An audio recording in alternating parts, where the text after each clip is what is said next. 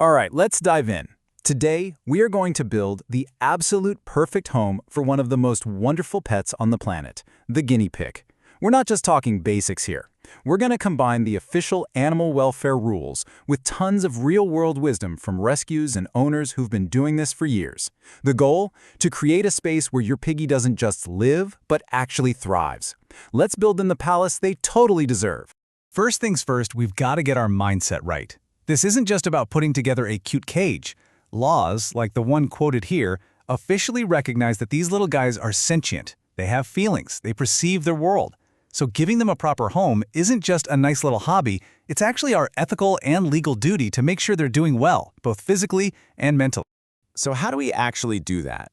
Well, we've broken it down into 6 key parts. We'll start with their rights, then we'll get into the nitty-gritty of building the perfect cage, figure out the best bedding, and pack it with fun stuff. After that, we'll tackle the, let's be honest, all-important cleaning schedule, and then we'll tie it all together to see what a happy piggy's world really looks like. Okay, part 1, our duty of care. You know, official codes of practice, like this one from Australia, aren't just gentle suggestions. Nope, they are mandatory. They legally require us, as owners, to protect our pets' welfare.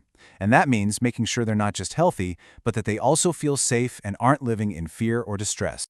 With that foundation in mind, let's move on to the single most important piece of the puzzle, the cage. I mean, this is their entire world, right? Getting this part right is absolutely non-negotiable for a happy, healthy guinea pig. So what should you look for? Well, there's a pretty clear consensus from people who really know. Over on the left, the do's, you'll see C&C Cages. That stands for Cubes and Coroplast, and they are fantastic because they're big and you can customize them. But then, look at the don't column on the right. These are the cages you see everywhere in pet shops, and they are almost always way too small. Other things, like aquariums, have terrible ventilation, and those wire floors, they are so dangerous and can cause really painful foot injuries. So how big is big enough? The bare, absolute minimum for 2 guinea pigs is 10.5 square feet of flat, unbroken floor space. Anything smaller, and you're risking stress and even fighting between them. And you gotta remember the golden rule of guinea pig cages. Bigger is always better. Seriously, you can't have a cage that's too big. And it's not just about size, right? Where you put the cage is a huge deal. Guinea pigs have to live indoors. They are super sensitive to temperature, they can get heat stroke or get sick from a chill in a heartbeat. So you need a spot that's free of drafts, safe from any other pets in the house, and totally escape-proof. All right, we've got the house built. Now it's time to put in the flooring, or what we call bedding. This is so much more than just something to soak up messes. It's what protects their tiny, delicate feet and helps prevent some pretty nasty health problems. So what are we looking for here? The key is to find something that's soft, super absorbent, and completely safe for them.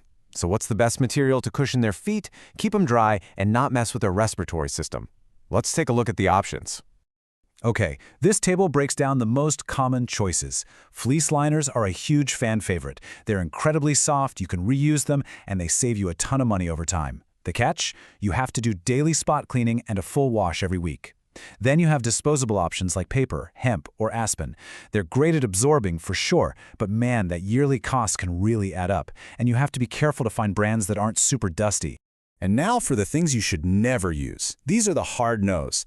Standard cedar and pine shavings have aromatic oils that are toxic to guinea pigs and can cause serious breathing problems. Cat litter is a disaster if they eat it, straw is way too coarse and can poke them in the eye, and newspaper ink can be harmful. The only, and I mean only, exception is pine that's been kiln-dried, because that process removes the dangerous oils. An empty cage is, well, it's boring, and a bored guinea pig is an unhappy guinea pig. So our next job is enrichment. We need to furnish their home with things that let them act like guinea pigs. You know, forage for food, hide, explore, and chew on stuff. Here is a fantastic, super easy DIY idea, the hay room. As you can see, it's incredibly simple. You just get a big storage box, cut a couple of doorways in it, and then keep it absolutely piled high with hay. This is great because it keeps the hay mess contained, and it lets them burrow and forage, which is one of their favorite things to do in the entire world. Guinea pigs are prey animals, which means they have this deep, instinctual need for a safe place to hide. You have to have hideys in the cage, at least one for each pig, plus an extra one. But here's the crucial part. Always, always choose hides that have at least 2 exits. This little detail is so important because it stops a bossier pig from trapping another one inside, which can be a huge source of stress. Tunnels are another amazing way to get your pigs moving. They're kind of like little burrows and give them a safe path to do their zoomies around the cage.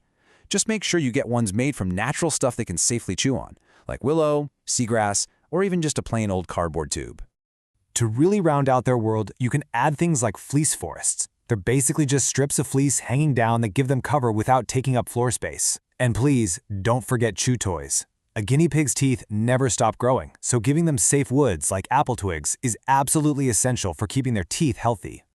Okay, we've designed this amazing piggy paradise, but our work isn't over. Not even close. Now we have to maintain it. A consistent cleaning routine is non-negotiable if you want to prevent sickness and keep your pigs happy and comfortable. The best way to tackle this without getting overwhelmed is to break it down into daily and weekly tasks. Every single day, you've got to do a quick spot clean. Sweep up the poop and hay, get rid of any old veggies, and give their bowls a good wash. Then, once a week, it's time for the big reset. Change out all the bedding, wash the cage itself, and throw all their flea stuff in the laundry. And just for a little dose of reality, here's some wisdom from the guinea pig community on Reddit. Yeah, it's a joke, but it's also kind of true. Keeping things clean is a constant job. But hey, a clean cage is a healthy cage. And that last part, provide snacks, that is definitely a requirement. So, let's bring this all home. We've talked about the cage, the bedding, the toys, the cleaning. Why does all of this stuff matter so much? Well, it all ties directly back to the core ideas of modern animal welfare. This model here, it's known as the 5 domains, and it shows you how everything is connected. When we create a great habitat, we are directly taking care of domains 2, 3, and 4, their environment, their health, and their behavior. And by getting those right, we have a huge positive impact on the 5th and most important one, their mental state. A well-designed world gives them a positive mental experience where they feel safe, secure, and truly happy. And really, that's what this all boils down to. So the question I want to leave you with is this. When you look at your guinea pig's home, do you just see a box or do you see a complete world, thoughtfully built from the ground up to help them be the healthiest, happiest little creatures they can possibly be?